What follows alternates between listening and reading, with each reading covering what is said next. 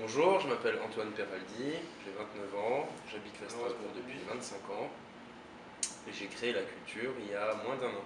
À Strasbourg, il n'y avait pas de bar comme ça, comme la culture, et donc je me suis dit, bon, moi j'ai envie de faire un projet à Strasbourg, j'ai la possibilité de le faire, je suis passionné de musique, donc je veux faire un projet de musique à Strasbourg.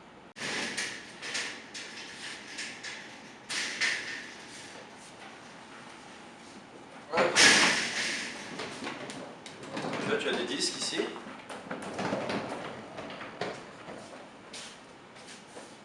Donc on a 3 bacs qui sont mis côte à côte et qui te permettent en fait de choisir des disques comme à la Fnac en fait ou comme à Virgin.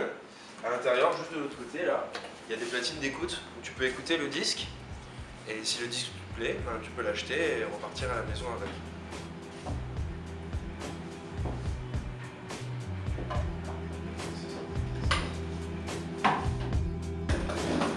Quand vous êtes patron en plus d'un bar de nuit, un bar qui fonctionne, du jour au lendemain, il y a beaucoup de gens qui vous connaissent.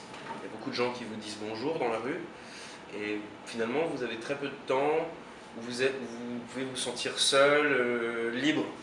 Donc c'est comme si vous deveniez en fait une star du jour au lendemain.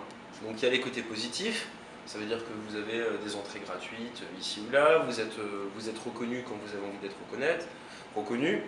Il y a du monde dans votre bar, vous devenez un personnage public, ça c'est des choses qui sont intéressantes.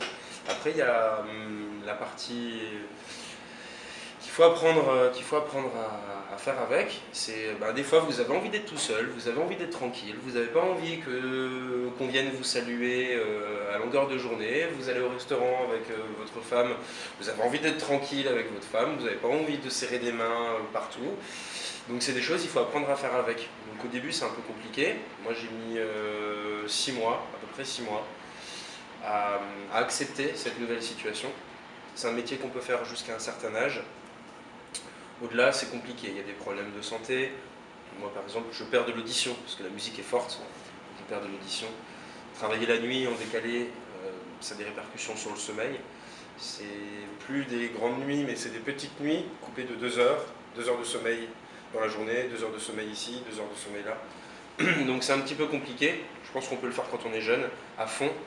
Et quand on grandit, je pense que c'est un peu plus difficile. Donc moi j'aspire à faire des projets de jour.